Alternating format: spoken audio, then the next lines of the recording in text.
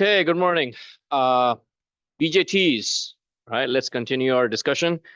We looked at the fundamental operations. Today, we're going to look at the transport model, meaning we're going to not derive, but we're going to look at the equations for the currents and the voltages.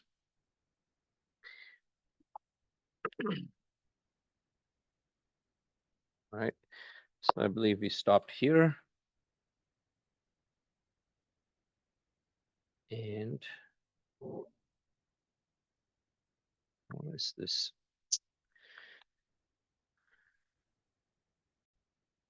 Okay, so we have looked at the transistor operation in the 4 modes of operation depend on which of the 2 diodes are forward or reverse bias. Okay, so we looked at the forward active mode where the emitter base junction is forward bias, behaves like a true diode, and the collector base junction is reverse bias. This is by far the most popular mode. It is also simply known as the active mode. Okay, and the active mode is where we can use the BJT as an amplifier. Okay, so in labs 7 and lab 8, we'll be working with a couple of different modes of operation. In lab 7, we'll collect the characteristics for a BJT. And in lab 8, you would design an amplifier using a BJT in the active region, the active mode. Another point, lab 7 is by far the longest lab in the entire quarter, and lab 8 is by far the shortest. Okay. All right. The other 2 modes are cutoff and saturation.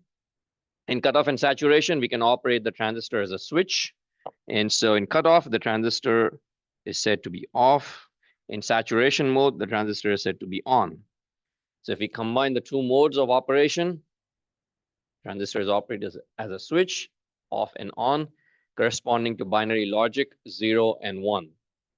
So this is for digital applications, saturation and cutoff. And then active mode as an amplifier would be for analog operations. Okay. And then the 4th mode is basically where both diodes are reverse bias. That is known as the reverse active or simply the reverse mode. And we never use the BJT in the reverse active mode. It's just simply still helpful for students to be familiar with that mode. Yes. Yes, even for analog. Question being asked is are MOSFETs used for most digital stuff? The answer is yes. And even for analog applications, analog circuit design, you would come across and use MOSFETs. BJT is still fine applications in today's world. Okay.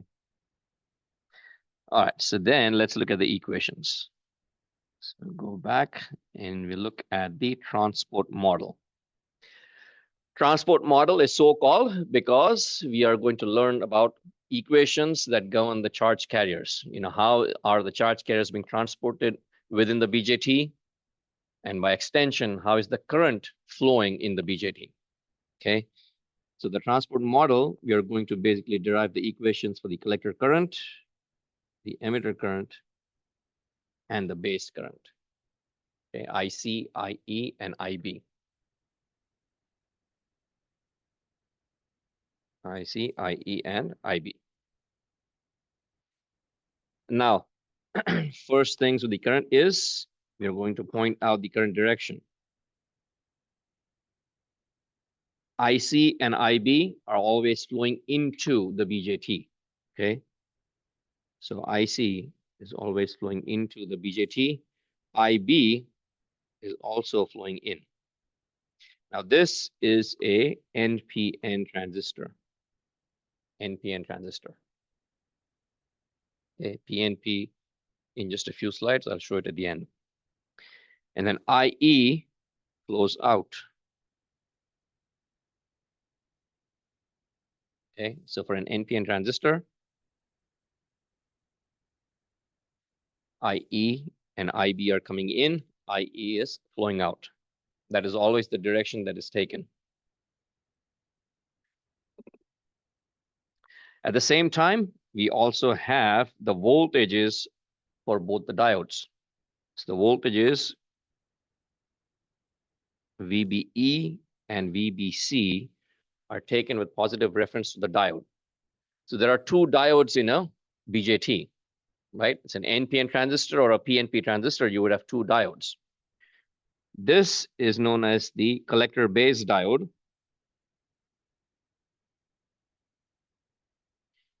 And this one, the bottom half, is the base emitter diode. So voltages are taken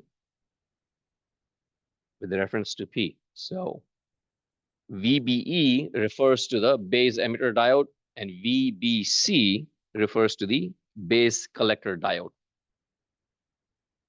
As we go along in this chapter, you will see that more often than not, we will reference everything to the emitter, okay? Because emitter is by far, there is a mode of operation known as the common emitter mode. It is by far the most popular one for a variety of reasons, where the emitter is connected to ground either directly or via a resistor. Okay, this is by far the most common configuration.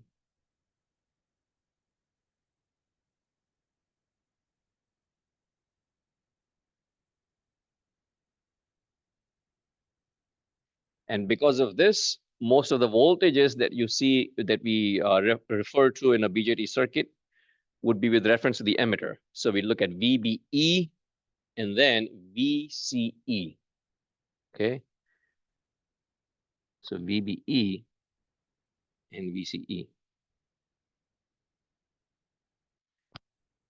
But for now, we won't concentrate on those. We are looking at the three currents. But again, keep this in mind. This will be important. All right. So VBE and VBC both refer to the forward bias diodes, base emitter and base collector. Okay. So we look at both of those in the next two slides. We look at both of those by themselves, meaning we'll first look at what happens when VBE is positive, meaning the base emitter junction is forward bias. And then we look at what happens when VBC is positive, meaning the base collector diode is forward bias. Okay. Keep in mind that the differences in doping of the BJT, is basically what affects the operation of the BJT. All right. So these three are also known as the terminal currents.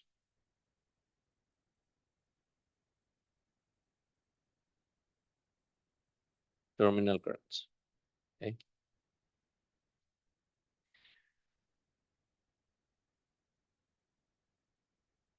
All right. So here,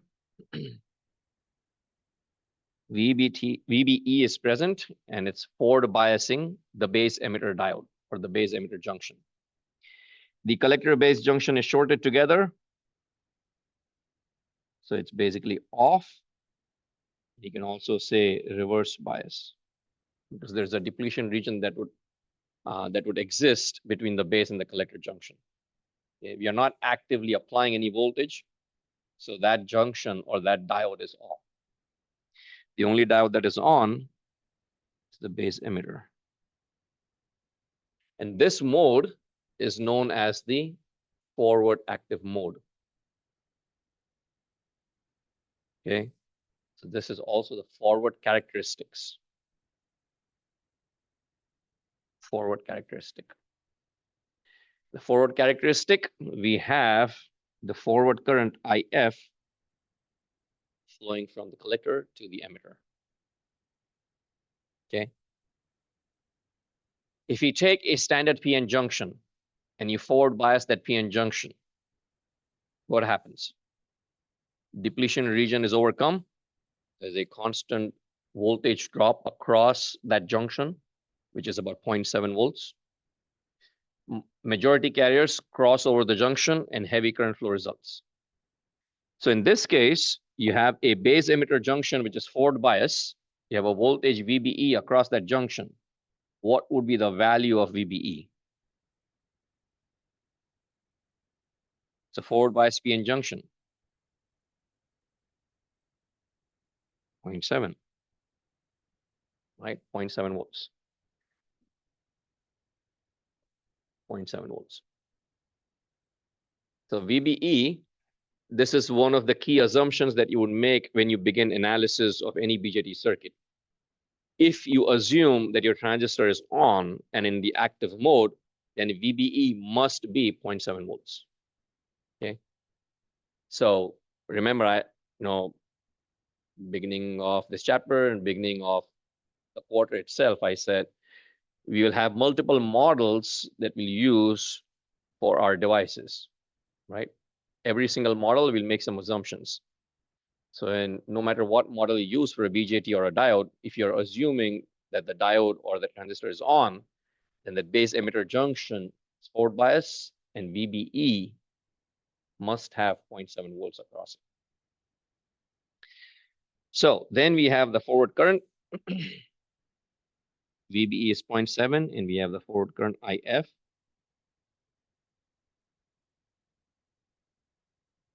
It simply notes that this is the current that is flowing in the BJT in the forward characteristic or the forward bias region. So right off the bat, we can see IF is the same as IC.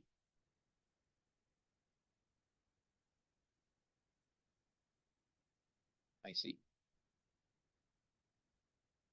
Right? And then IC plus IB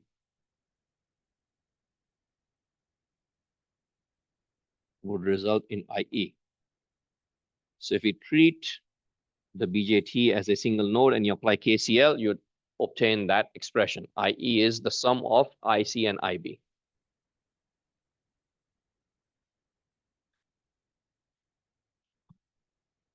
So far, so good.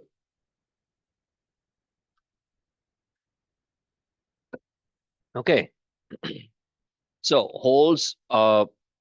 electrons are moving from the emitter, crossing over to the base. Holes are moving in the opposite direction, currents flowing opposite to the flow of electrons. And we have current coming out in this direction, right? Yes. Just the forward current. It's basically the current flowing in this direction is just referred to as forward current. Yes. Yeah. IF is basically the current that's flowing through the BJT when only the base emitter junction is forward bias. Okay. So electrons are flowing there, currents coming down. Forward current is the same direction as the collector current, the base current.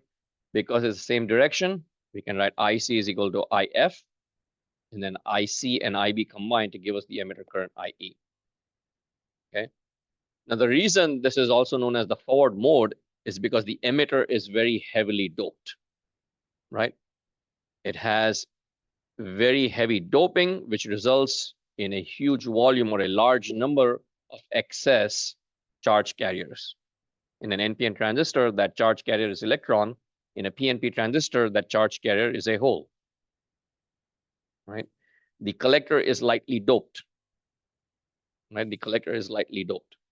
The reason you have heavy current flow is because the electrons cross over into the base junction. The base junction is lightly doped, plus it is very, very thin. So the electrons are minority carriers in the base. So they're injected into, via the depletion region, they're injected into the collector, and then the collector has a positive bias to it. Electrons are attracted, and thus the circuit is complete, and we have heavy current flow resulting. You had a question?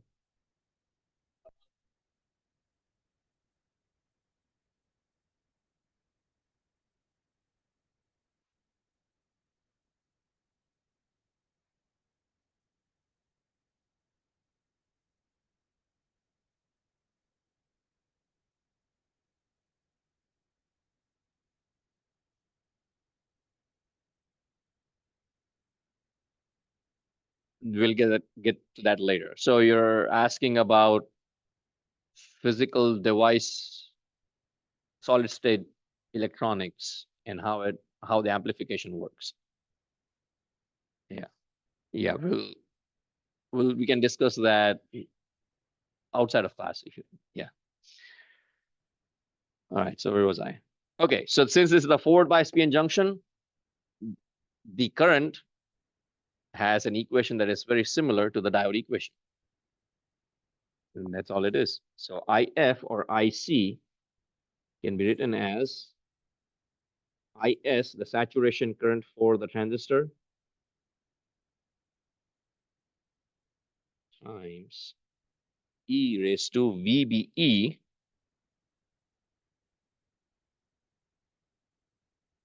over VT, thermal voltage VT, is 1. And in this case, IC is, sorry, not IC, IS is the saturation current of the transistor. That is, of course, dependent on the device geometry and the doping profile. It's provided by the manufacturer as part of the spec sheet.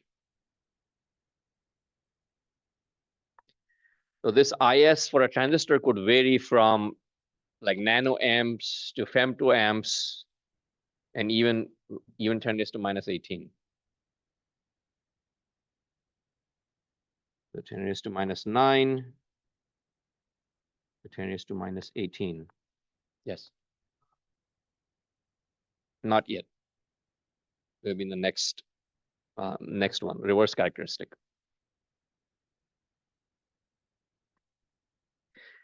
All right. So if IC is IS times e raised to VB over VT, then IB we can find directly from this equation.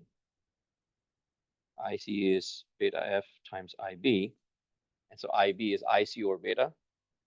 So I can find an equation or write an equation simply by dividing by beta F. This current gain relationship is standard. Okay, and it's pretty well defined.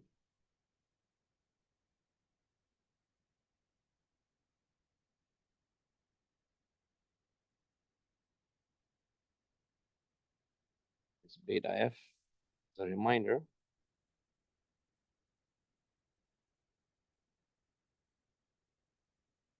alpha F is beta F over 1 plus beta F. I think this was there a couple of slides ago. Okay. Alpha is the ratio of the collector current to the emitter current, usually very, very close to 1, 0.99 or 0.995. And beta is typically between 100 to 400 or 100 to even 500. Yes.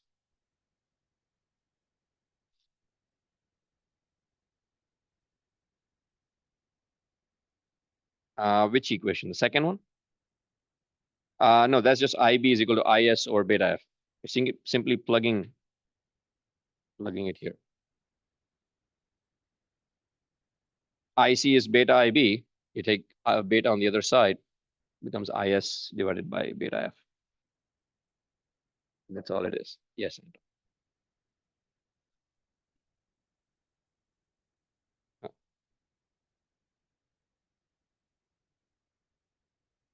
Sorry. Sometimes I'm too much of a rush. Handwriting's worse than a doctor's prescription.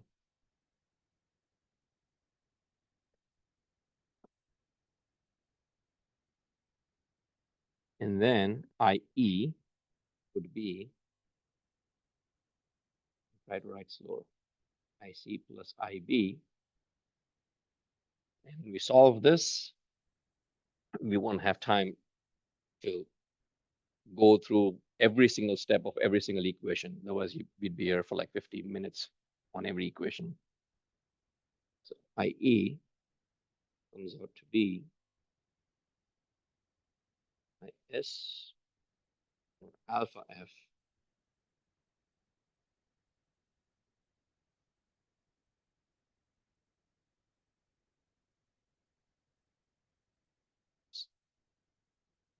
and again, beta F, alpha F, these are all manufacturer spec. So it's part of the spec sheet when you obtain a transistor.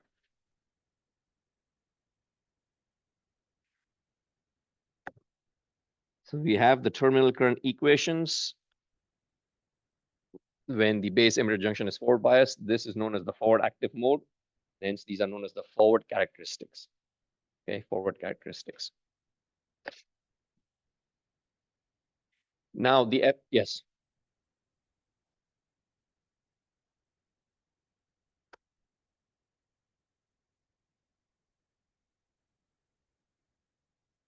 Where here? This one? Yeah, it's, we can say it's off or even in reverse bias.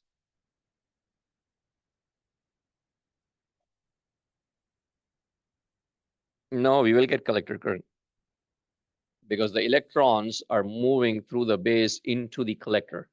They are being collected by the collector.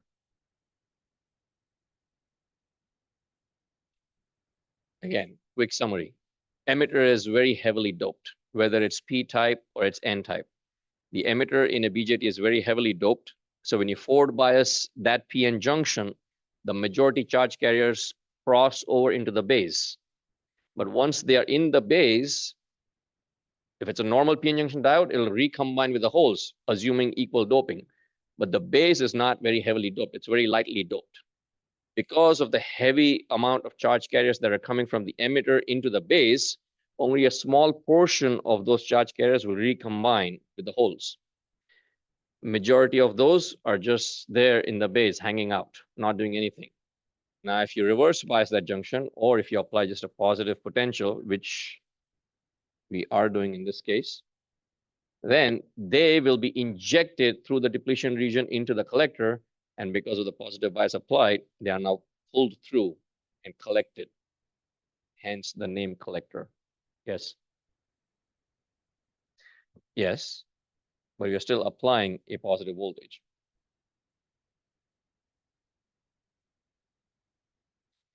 So between these two, yes, there is none. But there's still a positive bias being applied. Those positive charges will attract those electrons. Yes. Yes. So talking about this one? No, not in this case.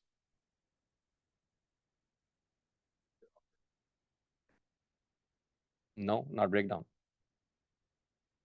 The electrons will be minority carriers in the collectors. Typically, they would be low in number, but because of the heavy doping of the emitter, the minority carriers are huge in number or large in number. And that's the key difference between a normal reverse bias versus a BJT junction operating in reverse bias. They are minority carriers. They are minority carriers. When they get to the base, they are minority carriers. And when it's off or when it's reverse bias, minority carriers are going to flow through the junction. But because they are minority carriers, they are able to flow through the junction.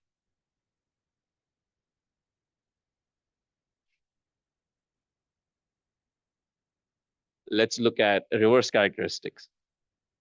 In reverse characteristic, we are looking at VBC.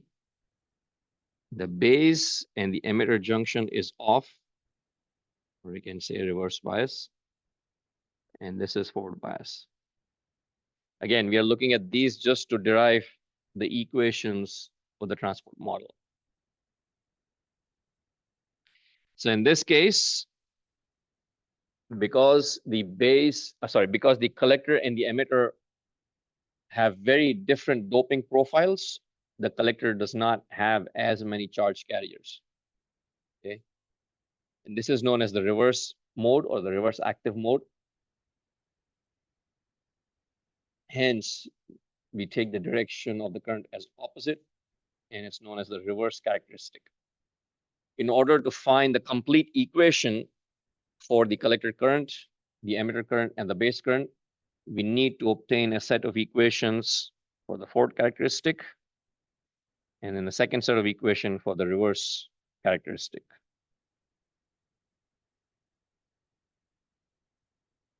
Right here. In the next slide, we'll combine both of them together. Okay, so 1138. It's long. All right, so the direction for the collector current, the base current, and the emitter current is still kept the same. Okay, that reference direction does not change. VBC, positive at the base, negative at the collector. And now we have the reverse current. So first up, we can write IC is opposite of the direction of the current. But IC is not the same as IR. Okay. Again, IR is a reverse current. And if it's moving in the opposite direction, you can see that it's IE. Direction is opposite. So I can write IE is minus IR. And in this mode, IC can be written as IR plus IB.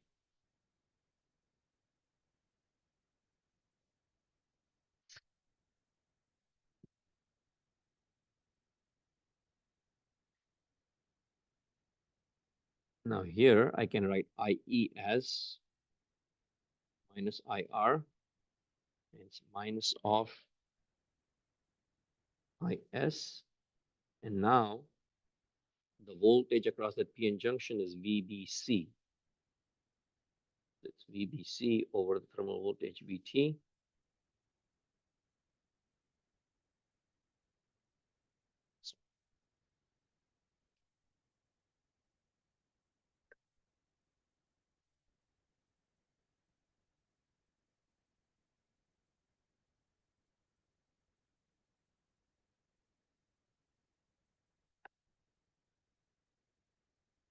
Yes.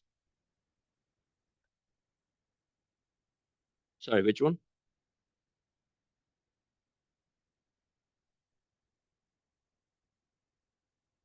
This one? Right here? You're right. Opposite direction.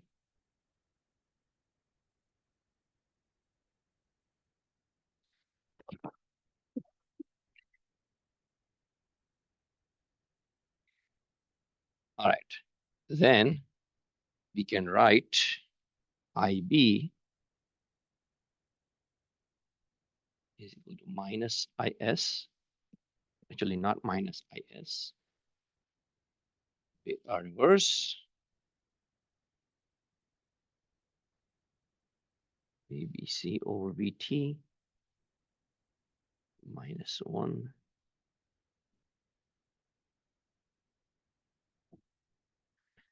Actually, there's no negative here.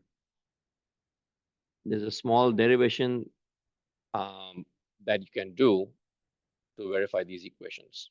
Again, as I said, we can't go over every single step in the class. And beta R is the reverse common emitter current gain. That would also be listed on the spec sheet.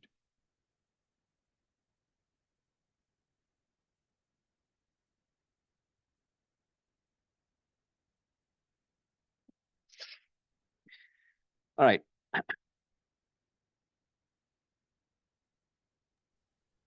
Professor, is I see. the collector current negative in the IR plus IB? Sorry. Is the collector current negative in the reverse current plus Yeah, it's opposite to the direction of the reverse current. okay. Because we take the collector current and the base current is always flowing in. That's the reference direction. And this would be IC is minus IS or alpha R e raised to VBC or VT minus 1.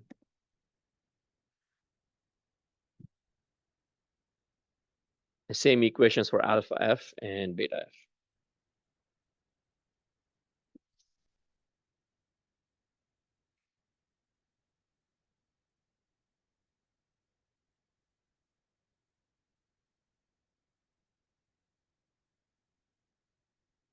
before I forget, homework for BJT fundamentals, the due date is, I haven't updated it, but I'll update it. So it'll be due in a couple of days.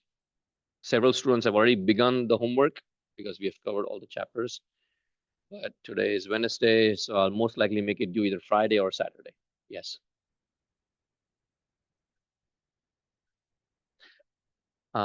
Which one is that? Is that no? If it's BJT fundamentals, I don't think it was due.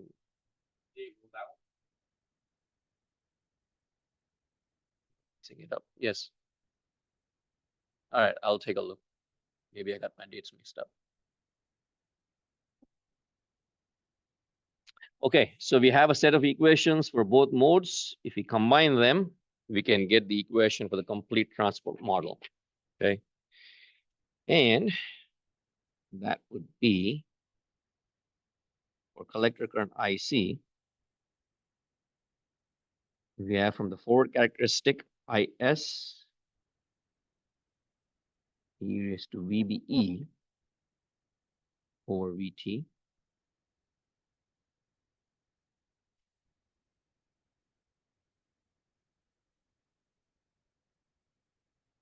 Then in the reverse mode, we have IS over beta R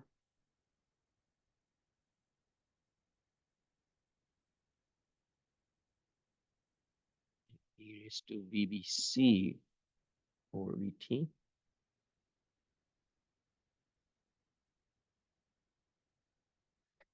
We're simply combining both sets of equations.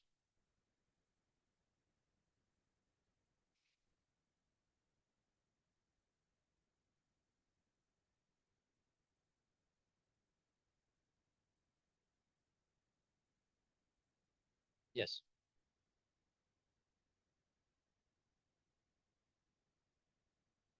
Which one? Here? No, that's VBC. That came from here. VBC. VBE would be equal to 0 in this case. Reverse characteristic, right? It's off. And this would be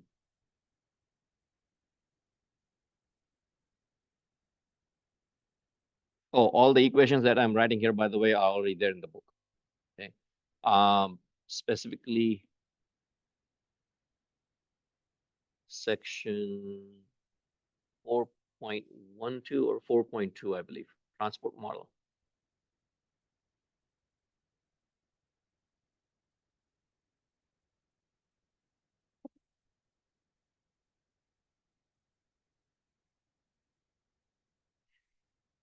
All right, so IE, IS or beta R.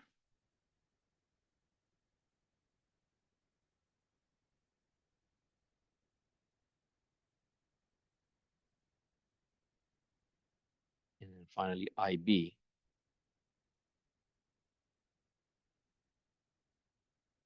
S or beta F.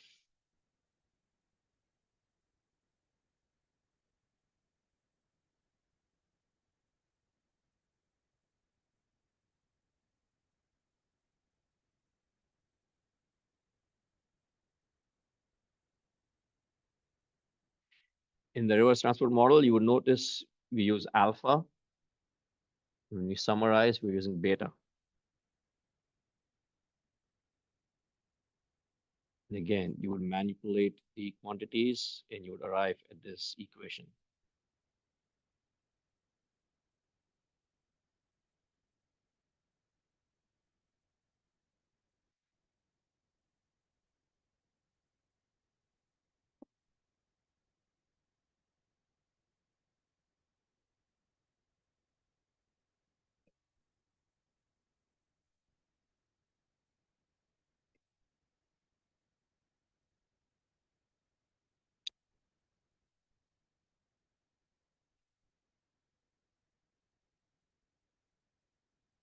All right, let's take a pause.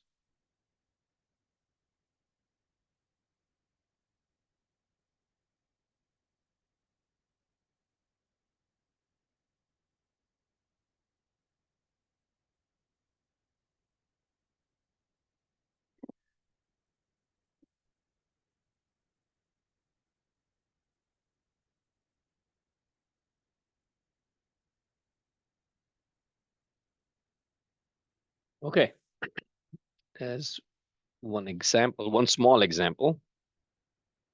Mostly this example is about plug and solve.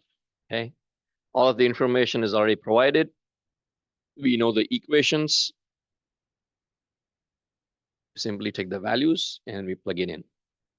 Okay, so the question being asked is determine the currents IC, IB, and IE. Okay, VBB is the voltage that is applied between the base and the emitter. It's given as 0.75. Since it's connected directly, we can say VBE is equal to VBB equal to 0.75. Okay. We are not given VBC, but we know VBE, so we can calculate VBC.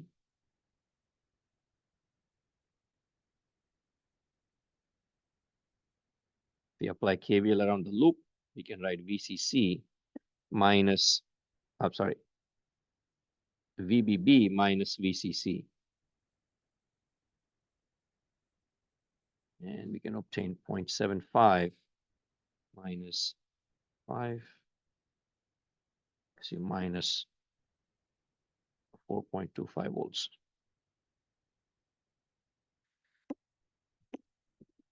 Beta F, the forward current gain, is given as 50, and beta R, reverse, is given as 1. Saturation current, IS, is given as 10 raised to minus 16 amps.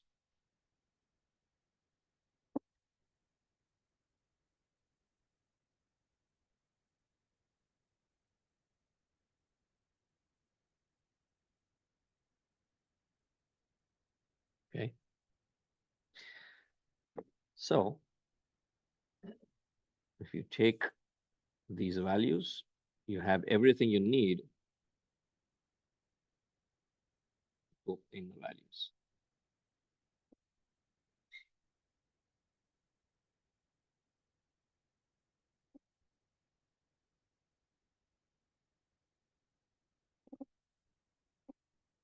Answers for IC, 1.071 milliamps. IE is 1.09 milliamps.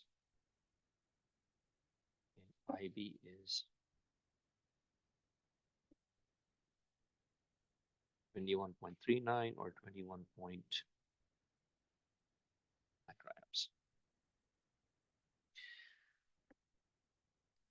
Yes. Good question. VT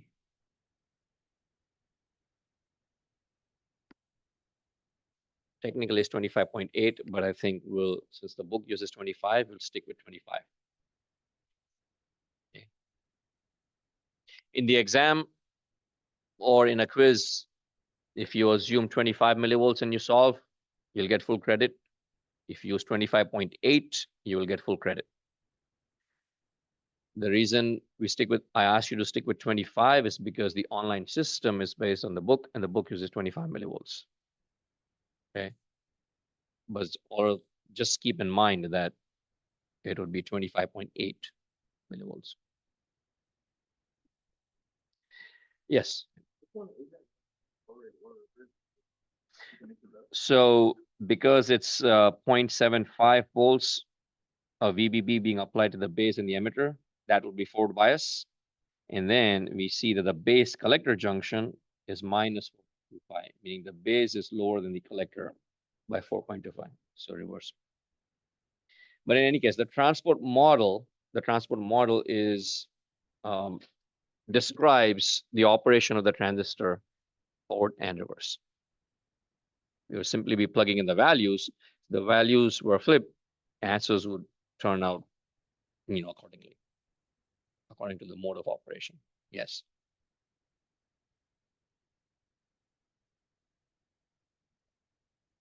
Yeah. forward and reverse. But again, the key point is we're able to use the equations because it's a complete description of the BJT. Okay, it's a complete description of the BJT. It takes into account VBE and VBC. Right, so if VBE is 0, it would still work. And if VBE is forward bias and on, it would still work. That's the reason. So the question being asked is, are we able to use these equations because the transistor, this specific example, the BJT is in active mode? The answer is yes. And an extension of the answer is that the transport model completely describes the BJT. Okay, we obtain the forward characteristic and the reverse characteristic, and then we combine those equations, those set of equations. When we combine those set of equations, it's a complete explanation for the BJT. So it doesn't matter what value VBE or VBC would take. Those equations would still be valid. Yes. Yeah. And then we have just enough time left to just discuss PNP BJT. So PNP BJT emitter is constructed out of P-type material. And so the majority charge carriers are holes. Okay. Because they're holes, the collector current is not flowing in, it's flowing out. The base current is also taken as flowing out, whereas the emitter current is flowing in. Everything else is exactly the same. IE is still the sum of IC and IB. Beta F, alpha F, beta R, everything's still the same. Okay, the alpha is still the ratio of collector to emitter current. Beta is still the ratio of the collector to the base current. The only thing is polarity is opposite and the current directions are reversed. Okay, simple operation. Again, emitter is very heavily doped. Collector and base are lightly doped. Instead of electrons, it's now holes that are crossing over the forward bias junction. So in the base emitter junction, when this is forward bias, majority of holes will cross over into the base. The base is very lightly doped, so it does not have enough electrons to recombine with the holes that are coming over. Some of the holes will recombine, but most of them are available in the base. Because the holes are the minority carriers in the base, they are able to cross over the second depletion region, which is the base collector junction. And because they are the minority carriers, they are now injected into the collector where they are now collected and then pulled through, resulting in a collector current. Okay. So again, operation remains exactly the same as the NPN transistor. The only thing is electrons are swapped with holes, holes are swapped with electrons. All right, let's see what we have next. Oh, and the symbol, of course, arrowhead points towards the emitter, or it notes the emitter, but because the collector, the emitter current is now flowing into the BJT, the arrow is now inward, right there. Okay, the arrow is pointing in and not out. That's the PNP transistor. And then we have equivalent circuit representation. I think, yeah, we'll leave that for next class. So we'll end class here today. I'll pick up here again tomorrow. So if you have questions, we have a few more minutes for discussion. Again, if you want to gain a deeper understanding, or maybe you want to see how the equations work, you can go through the steps and derive the equation, derive the other equations.